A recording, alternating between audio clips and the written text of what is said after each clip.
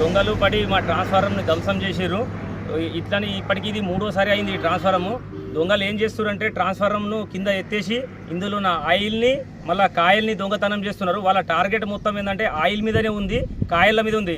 దీనివల్ల రైతులు బాగా నష్టపోతున్నారు. ఇప్పుడు పుట్టదశలో ఉన్న పొలము వర్షాలు కూడా పడక పుట్టదశలో ఉన్న పొలాలన్నీ ఎండుకపోతున్నాయి. ఇక పోలీసు వాళ్ళు సరైన నిఘా ఉంచి కొంచెం రోడ్ ఫేస్లో ఉన్న ట్రాన్స్ఫార్మర్లకు పెట్రోలింగ్ కొంచెం ఎక్కువ చేస్తే దొంగలకు దొరుకుతారు. దొంగలు దొరికినప్పటికీ పోలీసు వాళ్ళు దొంగలను ఇడిసబెడుతారు. కొంచెం అట్లా చేయకుండా వాళ్ళ కఠిన శిక్షను చేస్తే దొంగలు మళ్ళొకసారి ట్రాన్స్ఫార్మర్లు దొంగతనం చేయరు.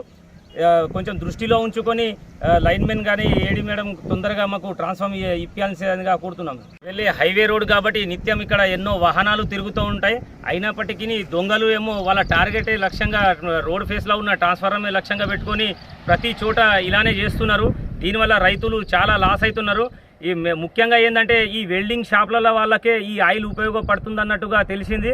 ఈ దొంగతనం చేసిన ఆయిల్ని వాళ్ళకే చేస్తున్నారు కాబట్టి పోలీసు వాళ్ళు కొంచెము వెల్డింగ్ షాప్ల వాళ్ళ మీద కొంచెం ఎంక్వైరీలు చేస్తూ వాళ్ళపైన కఠిన చర్యలు తీసుకోవాలని చెప్పేసి మా రైతుల తరపు నుంచి కోరుతున్నాం. ఎందుకంటే పంటలు నష్టపోయే ఇప్పుడు పుట్టదశలో ఉన్నాయి కాబట్టి రైతులు నష్టపోయే అవకాశం ఉంది కాబట్టి అధికారులు ఎలక్ట్రికల్ అధికారులు కానీ పోలీసు అధికారులు కానీ కొంచెం దీనిపైన నిఘా ఉంచి మాకు తొందరగా ట్రాన్స్ఫార్మర్ ఏర్పాటు చేయాల్సిందిగా కోరుతున్నాం.